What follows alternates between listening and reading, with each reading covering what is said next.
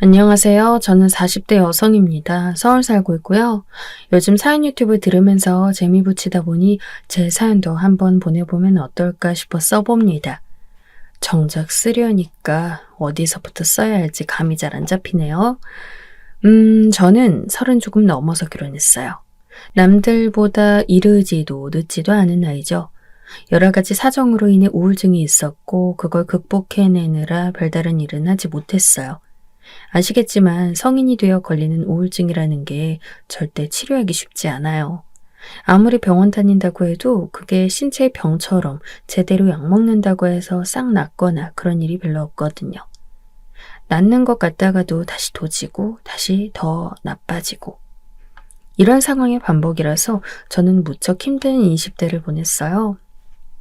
남들이 들으면 배가 덜 고파서 우울증 같은 병에 걸린다 할지도 모르지만 전 어쨌든 굉장히 힘들었어요. 20대 시절 취직도 못하고 계속해서 우울감과 싸우다 보니 무력감이 무척 심했어요. 세월이 지나도 난 아무것도 못하겠구나. 내가 대체 왜 이러고 있지? 이런 생각들이 계속 들어서 뭘 하려다가도 할 수가 없는 지경이었거든요. 이게 우울증에 안 걸려보신 분들은 이해할 수 없겠지만 절대 혼자 힘으로는 극복이 불가능한 거예요. 그래서 저는 종교라도 가져보려고 교회에 나갔어요. 20대 후반부터 교회에 의지하며 신앙을 갖기 시작했는데요. 그런데 거기에서 제 인생을 바꿔줄 만한 인연을 만났죠. 바로 지금의 남편이었어요. 남편은 정말 좋은 사람이에요. 지금 결혼한 지도 오래되고 있지만 지금까지도 똑같이 한결같은 좋은 사람이죠. 당시 취직도 못한 채 우울감에 젖어 힘들어하고 있는 저한테 아주 다정하게 다가온 사람이기도 했어요. 그 당시 남편은 교회에서도 혼자 겉돌던 저에게 와서 함께 차도 마시고 같이 성경 공부도 해줬어요. 저는 저한테 그렇게 다가온 사람이 전혀 없었기 때문에 의아했었죠. 왜 나한테 이렇게 잘해줘요? 하도 잘해주기에 한 번은 대놓고 그렇게 물어봤던 적이 있었어요. 내가요? 네, 되게 상냥하신 것 같아요. 저한테 이렇게 잘해준 사람 없었거든요. 글쎄요, 미영 씨가 좋아서 그런 것 같긴 한데. 남편은 웃으면서 그렇게 말했고 그 해맑게 웃는 얼굴에 전 가슴이 두근거리기 시작했죠. 그래서 저는 남편에게 점점 더 마음을 열고 깊이 의지하게 되었어요. 남편은 정말 좋은 사람이었고 그래서 저를 기꺼이 받아주면서 사랑해 주었죠. 그래서 결국 저희 둘은 결혼하게 되었어요. 남편이 계속 사랑한다고 결혼하자고 말해준 덕분에 우울증과 무기력감에 시달리던 저도 결혼을 결심할 수 있었죠. 스펙도 좋지 않고 이렇게 아무것도 가진 게 없는 여자를 데리고 살다니 정말 고맙다고도 생각했어요. 제가 자존감이 낮은 게 아니라 실제로 전 남편에 비해 가진 게 없었으니까요. 남편은 나름 괜찮은 회사 다니는 직원이고 돈도 제법 모아둔 아주 착실한 사람이었죠. 자기는 왜 나하고 결혼했어? 제가 그렇게 물으면 남편은 멋쩍게 대답하곤 했어요. 그게 이유가 필요해? 난 그냥 당신이 좋았어. 정말 최고의 남편이죠. 저도 알아요. 그래서 정말 고마웠고 감사히 여기며 살았어요. 저희 시댁 부모님도 되게 좋은 분들이거든요. 제 남편이 딱 시아버지 닮았다 싶을 정도로 인격자시고 워낙 마음도 넓고 부드러운 분들이에요. 그 덕분에 저는 낯선 환경에서도 결혼해서 우울증을 벗어나 살 수 있었죠. 저희 친정 부모님은 좀 까다로운 분들이셨어요. 친정아빠가 사업을 하셨는데 워낙 성격이 까다롭고 강박증적인 부분이 있어서 가족들이 전부 힘들어했죠. 엄마도 마찬가지였고요. 그 사이에 태어난 저와 동생은 도리어 좀 자유로운 걸 갈망하는 성격이라 무척 트러블이 많았어요. 그래서 제 생각엔 제가 성격적으로 우울해지고 정신적으로도 침체되었던 것 같아요. 아무튼 20대가 정말 지옥 같았고 도리어 결혼한 30대 초반 이후 훨씬 정신적으로 안정되어 살 수 있었죠. 지금 생각하니 친정 부모님과도 참 많이 싸우긴 했네요. 특히 결혼 준비하던 때 너무 많이 싸웠어요. 대체 무슨 생각으로 그런 남자랑 결혼하는 거냐, 그런 집안 따위에 시집을 가는 거냐. 사실 전 정말 가진 게 아무것도 없는 개털이었거든요. 그런데 친정 부모님은 도리어 저희 남편과 시댁을 무시하면서 마음에 안 찬다고 타박을 너무 많이 하셨죠. 상견례 때도 예의 없이 구셔서 제가 민망해서 시댁 부모님한테 낯을 들지 못할 지경이기도 했고요. 얼마나 어처구니가 없던지. 시부모님은 그걸 다 이해해 주셨어요. 결혼 초 제가 나쁘끄럽게 시부모님 앞에서 술을 마셔서 취한 상태로 제 이야기를 다 했는데 저희 부모님에 대한 이야기까지도 죄다 털어놓은 적이 있었어요. 시부모님은 그 이야기를 제 술주정에 가까운 그 이야기를 전부 들어주시고 절 조용히 위로해 주셨었죠. 그런데 어떻게 제가 저희 시부모님을 사랑하지 않을 수 있을까요? 시아버지는 택시를 운전하셨고 시어머니는 간혹 아르바이트 개념으로 나가서 일하시는 분이었어요. 사실 시댁이 그렇게 잘 사는 편은 아니었죠. 아마 제 아버지는 그게 정말 싫은 모양이었지만 저는 돈이 적은 게 낫지 감정적으로 말라붙은 친정에선 살 수가 없더군요. 그런데 남편한텐 1살 터울의 남동생이 한 명 있었어요. 저한텐 시동생이죠. 이분이 남편보다 먼저 결혼했어요. 나중에 듣기로는 혼전 임신을 해서 급하게 결혼해야 했기에 어쩔 수 없이 형이 남편보다 먼저 결혼하게 되었다고 하더군요. 동서는 평범한 사람이었어요. 저보다 3살 아래라 아무래도 젊기도 하고 패션 센스도 있고 세련된 느낌의 여자였죠. 그리고 애를 빨리 낳아서 기르고 있어서 딱 그 나이 때 젊고 세련된 애기 엄마란 느낌이 있었어요. 시댁에서 제일 싫은 사람을 꼽자면 동서였어요. 제가 손윗사람인데 본인이 먼저 결혼해서 이 집안에 들어왔다는 이유로 자기가 손윗사람처럼 굴곤 했어요. 그리고 틈날 때마다 시간제 학원 강사로 아르바이트처럼 일을 나가곤 했는데 그 때문에 전업주부로 집안에 들어앉은 저를 무시할 때가 많았죠. 지금도 그때가 기억나네요.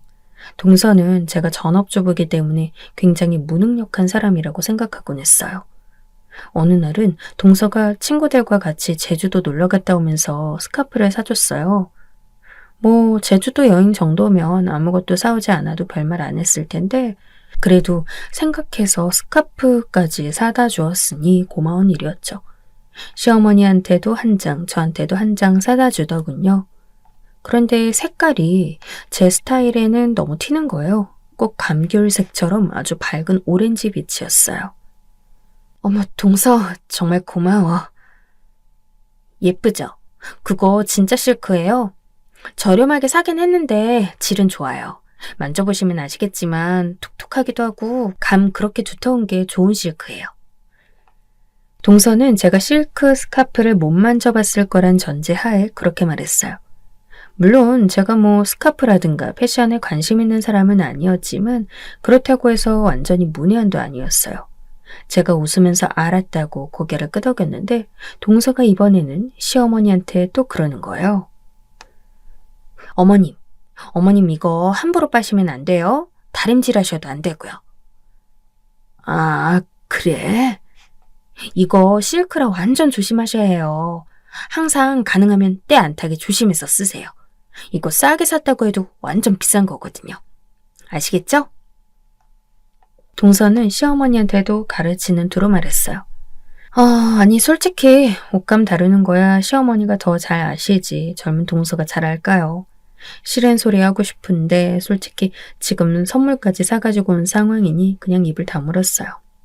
시동생이 그렇게 막 돈을 잘 버는 타입은 아니라 동서가 학원까지 출강하며 추가로 돈을 버는 터라 그리 넉넉지도 않을 텐데 굳이 이렇게 스카프까지 사오고 제주도로 호화여행 다녀오는 것도 이해가진 않더군요. 아유, 알았다. 고마워. 근데 내가 평소에 스카프를 안 해봐서 잘 하고 다닐지 모르겠구나.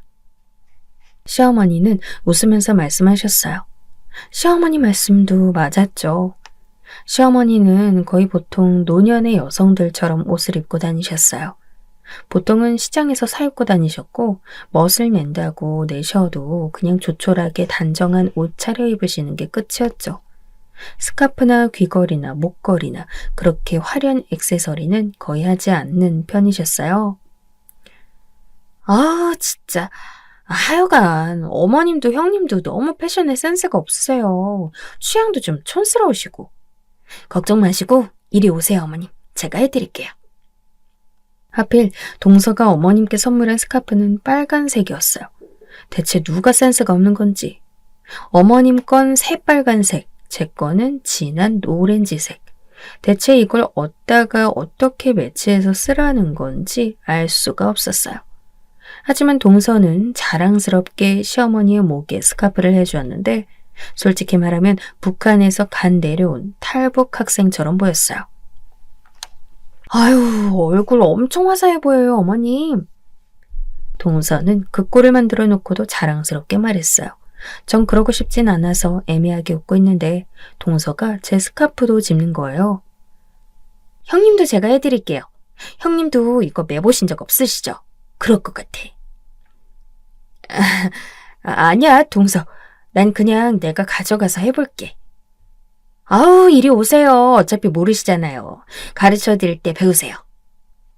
아, 동서.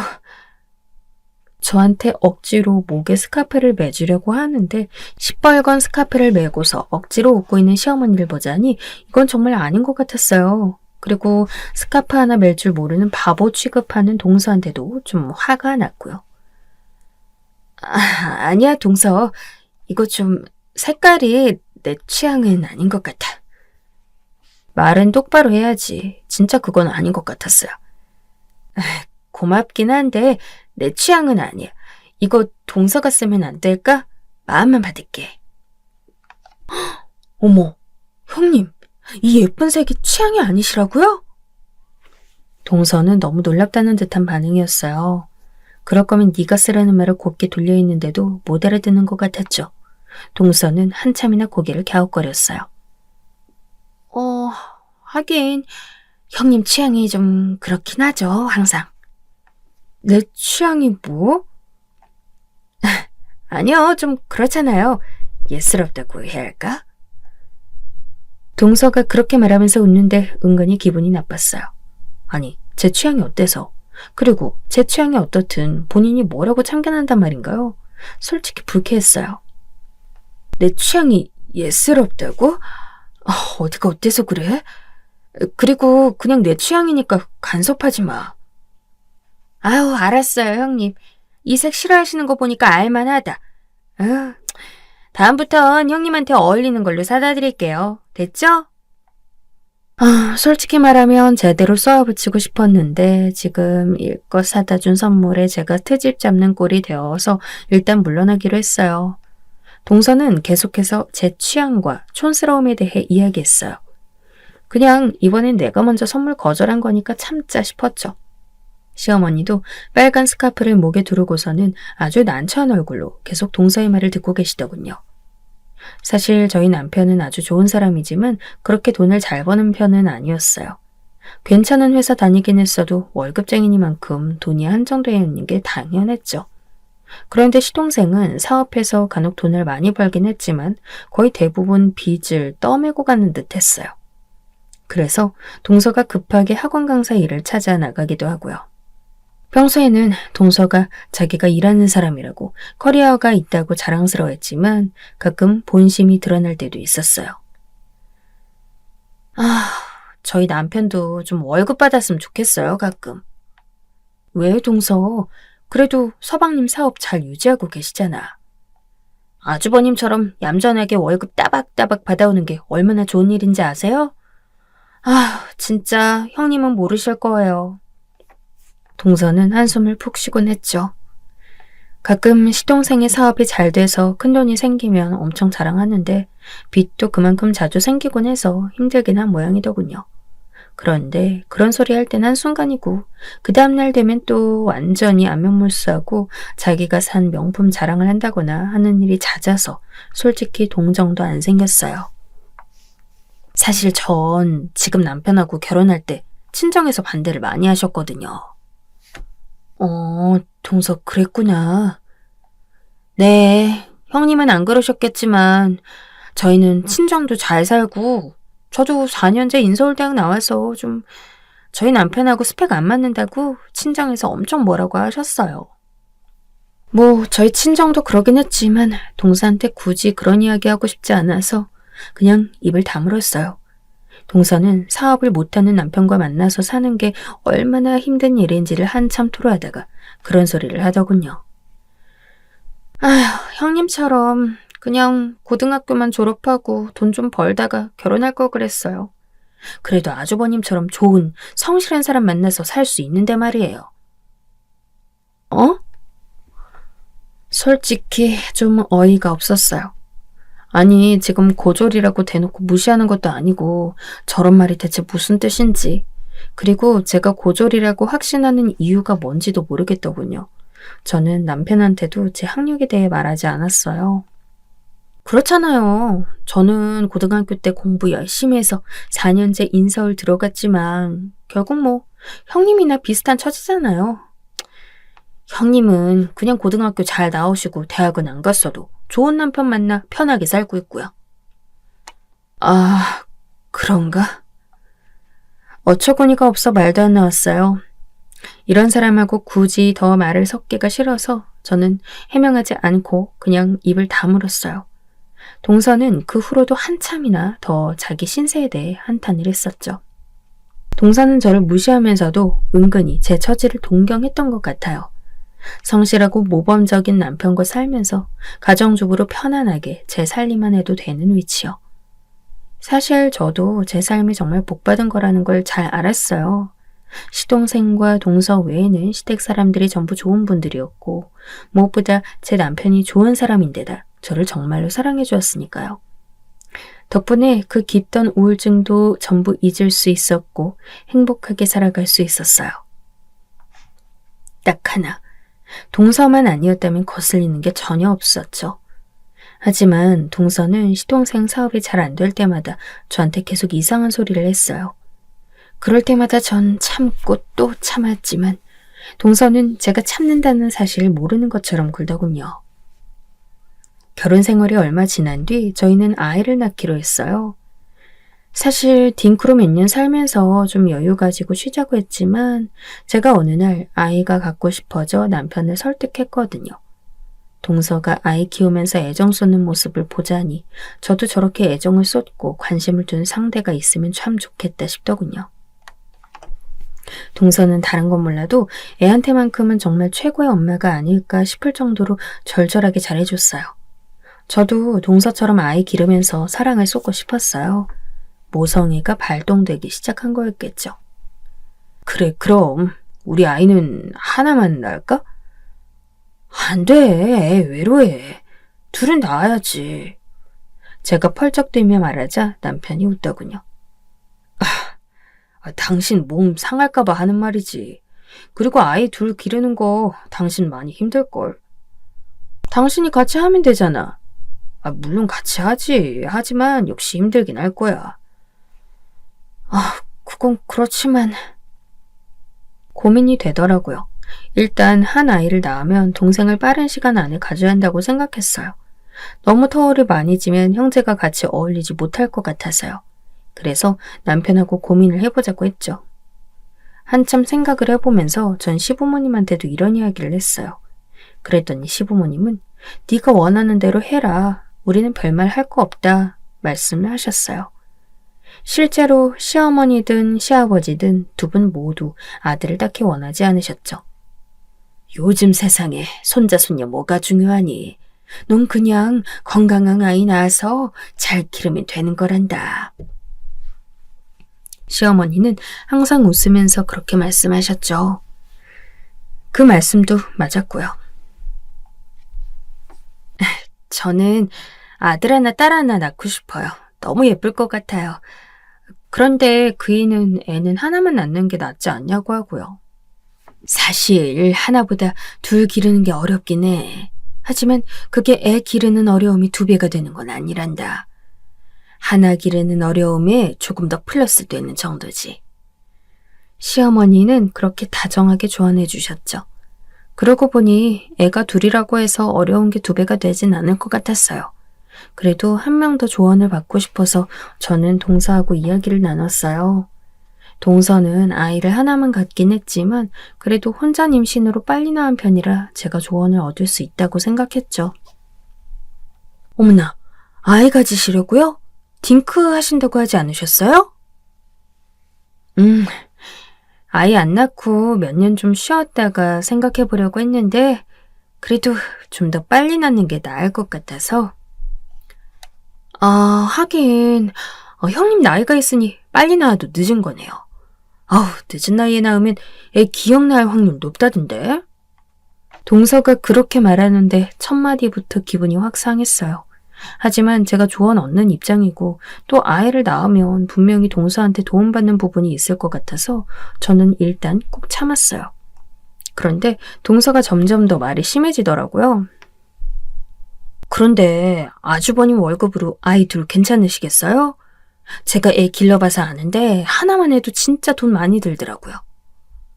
아, 역시 비용이 많이 들지? 네, 진짜 많이 들고요. 거기다가 형님이 연세도 있으셔서 애 돌보기 만만치 않으실 거예요. 막 무릎 관절도 아프고 팔꿈치도 아프고 아우 장난 아니에요. 아, 하나만 낳는 게 낫나 그럼? 전 그렇게 생각해요. 그래서 저 건강하고 젊어도 하나만 낳고 말았잖아요. 동서는 말끝마다 자기가 젊고 건강하다는 사실을 어필했어요. 저는 좀 어이없었지만 그냥 그러려니 하고 넘어갔어요. 젊다는 건 분명 장점이긴 하고 저도 아이 낳는 데 있어서 노산인 건 확실했으니까요. 근데 아주버님 그 임신은 확실히 가능하시대요? 어? 그게 무슨 말이야? 연세 드실수록 좀 더 임신 가능성이 낮아지거든요. 여자나 남자나 둘 다. 가족 계획이 문제가 아니라 그거부터 체크하셔야 할 것 같은데? 아, 정자랑 난자 다 건강한지부터 병원 가셔서 검사하시는 게 좋아요. 아, 이게 되게 직설적인 말인데요. 의학적으로 말씀드리는 거예요. 사실 제 친구들도 시험관 하는 친구들 엄청 많거든요. 미리 좀 점검해 보시는 게 좋아요. 너무 나부끄러운 말들이긴 했지만 그래도 동서 말이 틀린 건 없었어요. 솔직히 이렇게까지 적나라하게 말을 해야 하는 건가, 그래도 친척 간에 이런 식으로 직설적으로 말해도 되는 건가 싶었지만 한번 병원에 가볼 필요는 있다고 생각이 들었어요. 그래도 이런 조언이 분명히 경험자에게서 나올 수 있는 거라고 생각이 들어 고마웠죠. 다음 날이 나오기 전까지는 말입니다. 그리고 유전자도 잘 생각해 보셔야 해요. 아주버님도 뭐 그렇게 좋은 대학 나오신 거 아니잖아요? 물론 성실하시고 모범적이시지만 그래도 공부 잘하지는 못하셨던 거 고려하셔야 하고. 애기 낳아서 머리 나쁘면 되게 속상해요. 뭐 형님도 고등학교까지만 나오셨음 공부를 그렇게 잘하시진 않았을 텐데 머리 좋지 못한 아기는 그냥 하나로 끝내시는 게 좋아요. 저는 우리 애기 머리가 너무너무 좋다고 생각하는데 학업 계속 시킬 만한 돈이 부족한 것 같아서 하나로 끝낸 거라 좀 아쉽긴 하지만요. 이게 무슨 소리야 싶더군요. 아니, 저희 남편이 지방대학 출신이긴 했어요. 동서는 인서울이었고요. 그런데 그게 그렇게 차이가 크게 나나요? 남편은 대학과 상관없이 좋은 직장에서 안정적으로 돈 벌고 있는 사람이었고 무엇보다 모범적이고 아주 성실한 사람이었어요. 너무 어이가 없어 화낼 타이밍도 놓쳤는데 동서는 눈치를 보더니 깔깔거리면서 곧장 다른 주제로 말을 돌렸어요. 속에서 열불이 나더군요. 그런데 일단 그래도 아이 낳으면 동서한테 도움받을 게 있겠다 싶고 시댁이 너무 평화로운데 괜히 분란 일으키기 싫어 그냥 입을 다물었어요. 그런데 그때 이거 계속 가만히 있으면 안 되겠다는 생각이 들었어요. 솔직히 동서의 말이나 행동이 너무 도를 넘을 때가 많았거든요.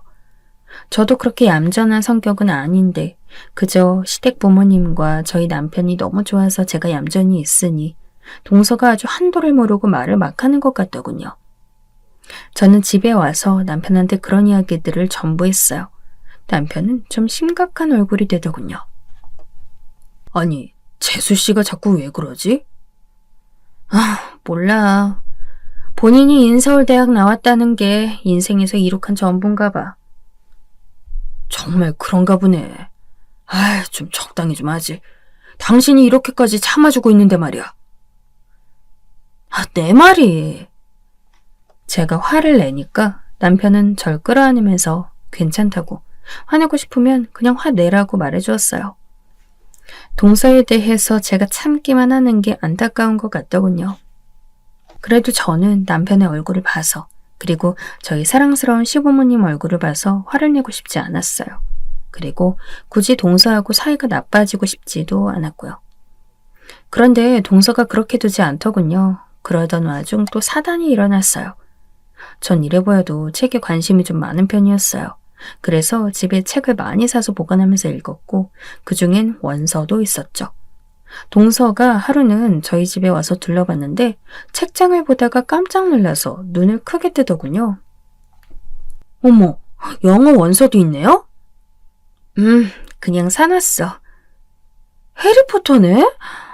재밌겠다. 그런데 이거 사놓으면 누가 읽어요? 아주버님 이거 읽으실 수 있어요? 정말 순수하게 궁금하다는 듯한 말투라 저는 화를 내야 하는지 아니면 그냥 순수하게 대답을 해줘야 하는지도 모르겠더군요. 아니, 해리포터 정도 되는 원서, 적당히 영어 교육 받은 사람이면 천천히라도 읽을 수 있는 거 아닌가요? 그리고 그게 읽는 용이 아니라 공부용일 수도 있잖아요. 왜 저런 소리를 하는지 정말 그 심리를 이해를 못하겠더라고요. 그냥 표지도 예쁘고 해서 사놨어. 동서의 물음에 굳이 대답해주기도 싫어서 전 이렇게 돌려서 대답했어요. 그랬더니 동서가 희죽거리면서 웃고 갑자기 책장을 샅샅이 보더니 해리포터와 영어 원서 동화책 몇 개를 골라서 꺼냈어요. 그건 왜 꺼내? 형님, 이거 저희 주세요. 이 집에선 읽을 사람 없겠지만 저희 애는 영어 잘하거든요. 이거 읽힐 수 있을 것 같아요. 뭐? 저는 너무 뻔뻔한 동서의 말에 어처구니가 없어서 빤히 동서를 바라봤어요. 하지만 동서의 얼굴 표정은 하나도 어두운 기색이 없더군요. 빌려달라는 것도 아니고 아예 달라니 대체 어디서 저런 뻔뻔함이 나오는 건가 궁금할 지경이었죠. 안 돼. 그거 양장본이라서 비싸게 주고 산 거야. 형님, 이거 책은 읽는 용이에요. DP용이 아니라고요. 뭘로 쓰든 그건 내 마음이지. 안 그래, 동서? 애한테 원서 읽히고 싶으면 사서 읽혀. 남의 책 탐내지 말고. 저는 화가 나서 전에 없이 냉정하게 끊어내고 책을 뺏어서 다시 책장에 꽂아놨어요. 동서는 황당하다는 얼굴이 되더니 곧 표정을 굳히고는 쌩하니 나가버리더군요. 저는 그 일은 그렇게 마무리되는 줄 알았어요. 그런데 며칠 뒤 동서한테 전화가 오더라고요. 형님, 저 지금 집에 가도 되나요? 집에? 나 지금 집에 있긴 한데. 저희 애랑 가려고요. 뭐? 갑자기 동서네가 애랑 같이 온다니 좀 황당했지만 전 일단 오라고 했어요. 저도 집에 있는데 굳이 오지 말라고 할 이유가 없었거든요. 그런데 동서는 현관문을 열고 조카를 데리고 들어오더니 곧장 싱글벙글 웃으며 애 손을 놔줬어요. 애는 5살이라 아직 아무것도 모를 때였죠. 자자, 가서 빨리 책장 봐봐. 그런데 그 아무것도 모르는 어린이한테 동서가 책장에 가라고 재촉하는 거예요. 조카는 뒤뚱거리면서 빠른 걸음으로 달려가 책장에 매달렸죠. 동서는 제 눈치를 보다가 조카 손에 원서 몇 권을 쥐어주었어요. 제가 아끼고 애정하는 양장판의 비싼 원서였죠. 이거 우리 애가 너무 좋아해요, 형님. 저렇게 좋아하는 거 봐. 조카는 뭣도 모르고 동서가 쥐어준 책을 들고서 이리저리 흔들면서 책을 읽었어요. 저러다 찢어지겠다 싶어 불안했지만 애기가 하는 일을 가지고 뭐라고 하기엔 제가 너무 쪼잔한 인간 될 것 같아서 가만히 있을 수밖에 없었죠. 제가 불안한 기색으로 애를 쳐다보고 있으니까 동서가 깔깔 웃더군요. 형님, 저희 애가 조기 교육을 받아서요. 애가 영어를 잘해요. 아, 그래? 네. 조금만 지나면 곧 아주버님하고 형님한테 저 책 번역해서 알려드릴 수도 있을걸요? 그래. 네. 그러니까 저 책 주세요. 우리 딸한테 형님 영어도 배울 기회 없고 좋잖아요. 순간 머리가 아찔할 만큼 화가 났어요. 그것도 모르고 동서는 계속 나불거렸어요. 사실 이 집안에서 누가 영어 원서를 읽겠어요. 애기 가진다 하셔도 그 애도 형님이나 아주버님하고 비슷할 텐데 결국 저거 그냥 폐지될 거예요. 그냥 원서 주시고 나중에 애한테 영어 배우세요. 우리 애도 열심히 가르쳐 줄 거니까요. 저기 동서. 머리가 아프더군요. 하지만 동서는 제 기색도 무시한 채 해맑게 웃으면서 자기 애가 제 원서를 마구 다루는 걸 보고만 있었어요. 제가 준다고 말할 때까지 기다릴 모양인 것 같더군요. 동서, 인서울대학 나왔다고 했던가? 머리가 너무 아파서 전 한참을 머리 잡고 있다가 말했어요. 전 솔직히 학벌 이야기 되게 싫어하거든요. 그런데 이렇게까지 나오니까 말을 할 수밖에 없었어요. 네네, 나름 괜찮은 곳이죠. 국어 국문학과라서 책 진짜 많이 읽었고요. 학벌 이야기가 나오자마자 동서의 얼굴이 밝아졌어요. 정말로 학벌 외에는 자랑할 게 없구나 싶어 되려 안타깝더군요. 저는 멀끄러미 동서의 얼굴을 보다가 고개를 끄덕였어요. 그래? 고등학교 때 공부 잘했겠네? 그럼요. 한 반에서 10등, 15등 했어? 어머, 형님. 그 정도로는 인서울 못 가요. 한 5등 안에는 들어가야 가지. 인서울 너무 우습게 보신다. 동서는 정색하면서 그렇게 말했어요. 전 한숨을 푹 쉬었죠. 저렇게까지 학벌에 집착하는 꼴이 너무 우스웠어요. 저는 책장 한 구석으로 가서 천으로 덮여져 있는 곳을 열었어요. 거기는 제가 20대 시절의 우울증의 원인이었던 증거물이 꽂혀 있었죠. 바로 졸업 앨범이었어요. 이거 보여줄까? 저는 그걸 가지고 와서 동서 앞에 내려놨어요. 벨벳으로 감싸진 큰 졸업 앨범을 보고 동서가 고개를 갸웃하더군요. 어머, 이게 뭐야? 어머, 뭔지 알겠어? 이거 서울대 졸업 앨범이잖아요. 형님이 이걸 왜 가지고 있어요? 놀란 눈으로 동서는 졸업 앨범을 이리저리 뒤집어 봤죠. 그리고 저는 졸업 앨범을 열어서 맨 앞장에 끼워놨던 졸업 증명서를 꺼내서 내놓았죠. 다름 아닌 제 이름이 써있는 증명서였어요. 그 순간 동서의 눈이 파르르 떨리더군요. 형님, 이거 뭐예요? 갑자기 기세가 죽은 목소리가 우습더군요. 전 조용히 말했어요. 서울대 졸업증명서지 뭐야. 그런데 왜 형님 이름이... 내가 졸업했으니까 써있겠지. 설마요. 못 믿는 눈치여서 저는 좀 웃었죠. 전 그래서 졸업 앨범을 열고 제 사진이 있는 곳을 보여줬죠. 20대 시절에 제가 웃으면서 그 자리에 있었어요. 사실 저는 이 졸업 앨범도 졸업 증명서도 좋아하지 않았어요. 왜냐하면 저는 20대 시절에 너무 큰 압박을 받아서 스트레스 받았고 그래서 우울증을 겪었으니까요. 보통 공부를 잘해서 명문대를 가면 그것만으로도 인생의 목적을 달성했다고 생각하는 사람들이 많죠. 하지만 직접 겪어보면 전혀 그렇지가 않아요. 서울대 가면 공부할 것은 더 많고 그만큼 더 큰 성취를 이루길 바라는 사람들이 잔뜩 쌓여있죠. 저는 그런 끝도 없는 경쟁 상태에서 너무 스트레스를 받아 우울증을 겪었어요. 20대 시절 정말 친구 하나도 없이 계속해서 우울감에 빠져 있다가 교회에 다니면서 간신히 정신적인 건강을 되찾은 것이 20대 후반의 일이었죠. 바로 지금 이 남편을 만나서 간신히 정상으로 돌아온 거예요. 서울대 법학과, 그게 제가 졸업한 곳이었죠. 동서는 정말 생각도 못한 일이었는지 눈을 굴리면서 계속해서 믿을 수 없다는 듯 제 졸업사진과 졸업증명서를 번갈아 보았어요. 서울대 법학과라고요?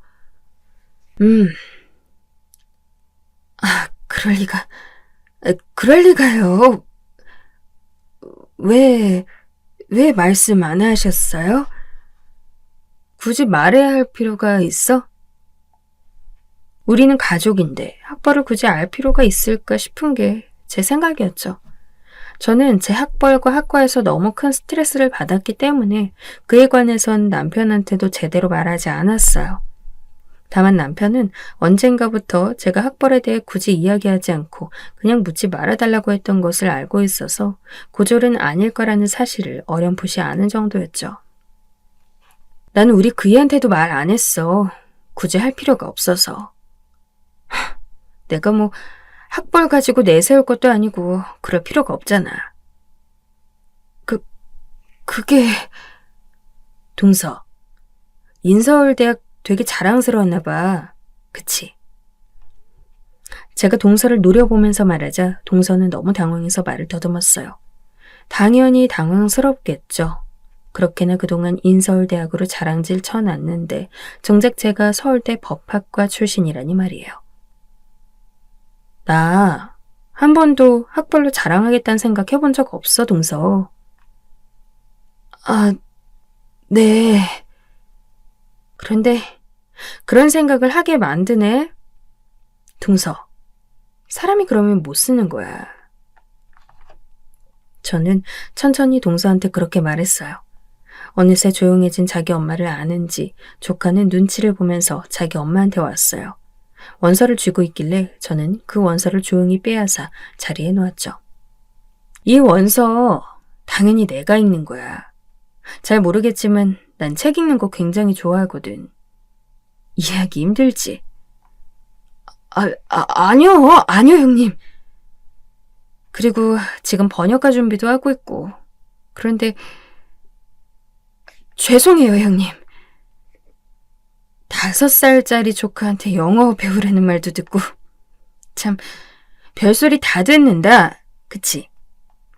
제가 쏘아붙이듯이 말하자 동서의 고개는 점점 더 아래로 내려갔어요. 사실 누가 봐도 말이 안 되는 상황이긴 했죠. 제가 가만히 앉아 노려보고 있자 동서는 점점 더 어쩔 도리를 모르겠다는 듯이 쩔쩔맸어요. 내가 어지간하면 이런 소리 안 하려고 했어. 하지만 정말 참기 많이 힘드네. 네. 누군가한테는 그 학벌이 참 형벌처럼 버거운 걸 수도 있어. 동서, 난 서울대 학벌이 싫어서 우울증까지 왔으니까. 동서는 이해하지 못하려나? 그럴 수도 있겠네. 인서울대학 정도는 학벌이 싫어서 우울증 올 일은 없겠지. 솔직히 학벌로 이런 식으로 말하는 거 너무 유치하다는 생각은 들었어요. 저도 평상시에 이런 대화를 너무너무 싫어했고요. 죄송해요. 결국 동서는 망설이면서도 우물쭈물 사과를 꺼내놓았어요. 뭐가 미안한데? 그게... 잘못된 거 알고는 있었던 거지? 동서는 얼굴이 창백해져서 고개만 숙이고 있었죠. 동서처럼 멀쩡한 사람이 학벌로 사람 무시하는 게 잘못되었다는 사실을 모를 리가 없겠죠. 동서는 계속해서 미안하다고 고개를 숙였어요. 조카도 뭔가 분위기가 이상하다 여겼는지 제 엄마한테 가서 치맛자락을 붙들더군요.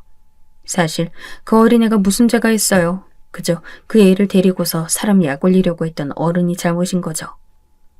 그래서 저는 조카를 달래서 제 옆에 앉혔어요.